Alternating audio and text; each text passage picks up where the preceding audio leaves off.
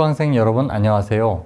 이번 시간은 자동차 국산화 정책 시행착오에 대하여 살펴봅니다. 1962년 4월 발표된 자동차 공업 5개년 계획은 해외 다국적 기업과의 기술 제휴로 KD 조립 생산을 거쳐 부품 국산화를 5년 이내에 100% 이루는 것을 목표로 한 산업정책이었습니다. 일본 닛산과의 기술 제휴와 KD 부품 지원으로 설립된 첫 근대적 조립 생산 공장인 새나라 자동차는 부품 국산화에 기여하지 못한 채 사라지고 정부의 정책 지원은 실패하게 되었습니다. 대중형 자동차 사업자로 선정된 시발 자동차도 자기 자본 부족과 외자 도입 무산으로 폐업에 이르게 됩니다. 디젤 엔진 공장 사업도 국영기업체 한국기계의 경영 부실로 지연되고 있었습니다.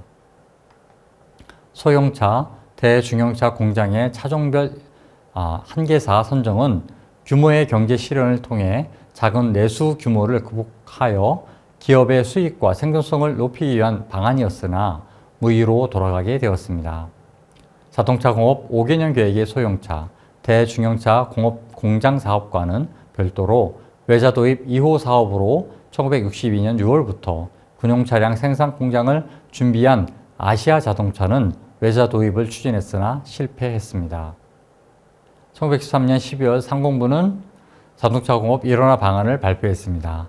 운영이 중단된 새나라 자동차, 시발 자동차와 재생차량 업체의 7개사, 아세아 자동차를 통합하여 부품 국산화율을 높이는 방안이었습니다. 그러나 재생차량 조립 공장의 허가 취소 및 통합의 어려움으로 1964년 8월 폐기되었습니다. 1964년 8월 상공부는 자동차 공업 종합 육성계획 발표를 통해 한계사 완성차 업체를 중심으로 부품사들을 연계하는 계열화 방안을 추진했습니다. 계열화 방안은 모 기업으로 신진공업을 지정했습니다. 한국자동차공업협동조합 소속 부품기업 75개사를 계열화해 금융지원으로 시설을 보강하고 부품을 완전 국산화해 국내 자동차 수요를 한 개 조립 라인으로 충당한다는 내용이었습니다. 한국자동차공업협동조합의 75개사는 AID, 운쿠라로부터 원조를 받아 360만 달러 수준의 시설 투자를 마친 상태였습니다. 1963년 한국의 자동차 보유 대수는 3만여 대로 노후 차량 대체 수요 등을 포함해 연간 7,000대 내외의 신차 수요가 예상되는 상황이었습니다. 1965년 상공부는 부품 국산화 3개년 계획을 발표하여 1965년 기준 21%인 부품 국산화율을 4년 후 1969년에는 90%까지 끌어올린다는 계획을 추가했습니다. 독점 완성차 업체로 지정된 신진공업은 1965년 11월 새나라 자동차를 인수한 후 1966년 1월에는 일본 도요타 자동차와 차관 도입 및 기술 제휴를 맺고 KD 조립 생산을 시작했습니다. 도요타로부터 차관 1,000만 달러와 상업 차관 1,000만 달러를 들여 근대화된 조립 공장을 건설했습니다.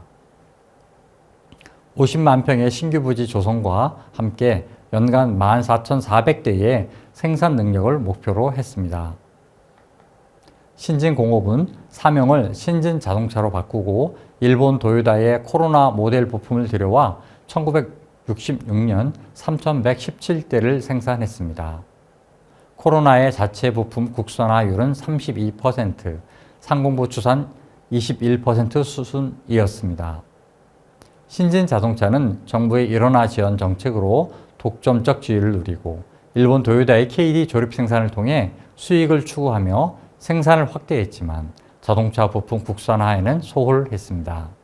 새나라 자동차와 신진자동차의 부품 국산화에 대한 소극적 태도는 한국 자동차 부품 업체들의 항의로 이어졌습니다. 상공부는 그간 추진해온 완성차 업체의 일원화 방안을 회귀하고 1967년 4월 새로운 자동차 제조 공장 허가 기준이라는 부대 조건을 통해 아시아 자동차와 현대 자동차의 승용차 생산 신규 진입을 허가했습니다. 자동차 제조 공장 허가 기준은 그간 자동차 산업의 육성을 위해 1개사의 완성차 업체를 지원하고 재생 차량 업체의 난립을 막기 위해 시행한 자동차 공업보호법보다 강화된 허가 기준을 적용했습니다. 1. 시설기기 보유액 최소 700만 달러 이상의 외자 도입 인가 업체. 2. 선진 외국과의 기술 제휴 체결 업체. 3. 공장 부지 30만 평, 건평 1만 평 이상인 업체. 4. 조립 및 도장 장치가 100만 달러 이상인 업체. 5. 보디, 프레임 제작 설비가 100만 달러 이상인 업체. 자동차 제조 공장 허가 기준은 김정염 상공부 장관이 추진했습니다. 이를 통해 이미 승용차 제조 허가를 갖고 있던 신진자동차, 1966년 12월 외자 도입을 인가받은 아시아 자동차 외에 현대자동차가 신규 진입하게 되었습니다. 이를 자동차 제조업체 3원화 방침이라고 합니다. 아시아 자동차는 1964년 군용 차량 생산 공장 사업 계획이 외자 도입 불발로 취소되었습니다. 이후 전남 광주에 민수용 자동차 공장을 짓겠다는 사업 계획서를 작성하여 상공부의 허가를 종용하고 상공부가 지역 차별을 하고 있다는 진정서를 각계에 돌려 정치적 관심을 끌었습니다. 1965년 자기자본 1천만 원, 소속 아이젠버그사에 300만 달러 투자, 프랑스 르노그룹 세리사에 1250만 달러 차관 계약 및 기술협력 계약을 통해 1966년 12월 외자 도입 심의회의 허가를 받았습니다. 이로 인해 상공부의 자동차 일원화 방침은 무너지고 아시아 자동차는 연간 8,000대 생산 규모의 생산 공장을 짓습니다. 그러나 자본 부족과 경영 부실로 1969년 부실기업 정리 대상이 됩니다. 1969년 상공부는 부품 국산화율 개선을 위해 자동차 공업 육선 기본계획을 발표했습니다. 1969년 38% 수준에 머물렀던 승용차 국산화율을 1972년 100%로 끌어올린다. 조립공장과 부품공장을 완전히 분리해 육성한다. 부품공장은 1개 품목당 1개 공장만 건설해서 전문화 공장으로 육성한다. 조립공장은 엔진 가공 공장과 차체 공장을 꼭 갖추어야 한다. 규모의 경제 실현을 위한 완성차 업체의 일원화 방침은 무너졌으나 자동차 부품 공업은 일원화를 통해 대량 생산 시설을 갖춰 품질 및 생산성을 향상하고 수출을 위한 국제 경쟁력을 갖추려는 방안이었습니다. 완성차 업체는 엔진 가공 공장과 차체 공장을 짓고 나머지 부품은 부품 업체들이 전문적으로 생산하도록 지원했습니다. 1967년 3월 상공부는 기계공업진흥법을 제정합니다. 기존에는 수입 대체 산업이었던 자동차 산업은 수출 금융을 받을 수 없었으나 이 법으로 인해 기계공업 육성 자금을 지원받게 되었습니다. 부품 국산화에 대한 정책적 지원은 부품 국산화를 위한 시설 투자 자금이었습니다.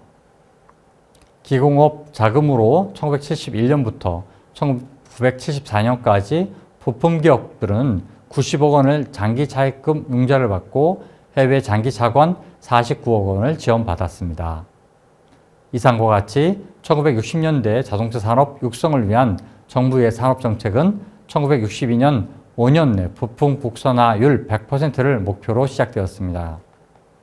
KD 조립 생산업체의 국산화 노력 부진, 독점의 폐해, 부품 업체들의 자금 여력 및 기술 부족, 내수 규모의 한계 등으로 인해 정책적 실패를 거듭했지만 1969년 부품 국산화율은 목표에는 미치지 못하지만 38% 수준에 다다랐습니다. 일본의 경우 제2차 대전 이전 일본 제철 등 기계금속 공업의 토대에 위해 군용 트럭 국산화에 성공했고 2차 대전 이후 승용차 부품 국산화를 위해 지원 정책을 펼쳤습니다. 1947년 우량 자동차 부품 인정규칙 제도를 통해 인정부품 생산기업에게 자재 할당, 저리 융자 알선 등 우대 조치를 지원했습니다. 일본 통산성은 1952년 승용차 관계 외자 도입에 관한 기본 방침 등을 통해 닛산, 이스즈 자동차 등에 대해 해외 완성차 업체로부터 기술 도입 계약 체결 시 주요 부품 11개 품목의 90% 이상 5년 이내 국산화 조건으로 허가를 내주었습니다. 이를 통해 해외 완성차 업체로부터 도면, 재료, 사양서, 기술을 이전받고 정밀 치공구 등을 갖춘 대량 생산 공장 체제로 1957년까지 부품 국산화를 이루었습니다. 도요타 자동차는 1955년 자체 기술 개발에 집중하여 국산 승용차 개발에 성공했습니다. 부품 공업을 위해 1956년 제정된 기계공업진흥조치법은 부품 기업들의 전문화, 규격 통일, 원재료 공동 구입, 제조 생산 방법에 대한 기준을 공표하여 기술 향상을 유도했습니다. 영국, 독일 대비 후발 공업국이었던 일본은 1870년대 메이지 유신 이후 90년이 넘는 산업정책으로 자동차 산업의 국산화 토대를 구축했지만 1970년대 초반까지 한국은 자동차 강판을 생산할 일관 제철소도 없었고 석유화학 제품도 1964년 조금 공장 설립 이후 제조 가능했습니다. 이러한 여건에서 부품 기업들의 국산화 노력은 해외 다국적 기업 기술 제휴로 생산된 완성차의 부품 국산화에 기여했고 10년이 되지 않는 산업 정책 속에 38% 수준의 부품 국산화율을 달성했다고 볼 수 있습니다. 1960년대 자동차 산업 정책의 특징은 2차 대전 이전부터 해외 선진 업체에 직접 투자를 유치하여 자동차를 생산해 온 브라질과 멕시코 등과 달리 초기 다국적 기업의 기술 제휴 및 차관 계약으로 경영권을 확보한 상태에서 진행되었습니다. 반면 브라질과 멕시코는 승용차 부문에서 현재 독자 브랜드 및 글로벌 경쟁력은 미미합니다. 2024년 현재 스페인도 독자 브랜드가 없는 상태입니다. 국내 자동차 시장을 보호하기 위해 정부는 관세 장벽을 통한 수입 제한 정책을 펼쳤고 자동차 KD 조립 생산을 위한 준비에 국한하여 일부 무관세 부품 수입을 위해 자동차 공업법을 최초로 실시했습니다. 1967년 완성차 3사 허가 이후 부품 국산화율도 38%까지 높아졌습니다. 일정 정도 지대 추구 경향이 있었던 신진 자동차도 한국기계, 코리아 스파이서 등 부품 기업에 재투자했고 기술 인력 양성을 위해 신진 공고, 자동차 학원 운영에 투자했습니다. 이번 시간은 자동차 국산화 정책의 시행착오에 대하여 살펴보았습니다. 다음 시간은 현대 기아 자동차 설립과 고속도로 건설에 대하여 살펴보도록 하겠습니다.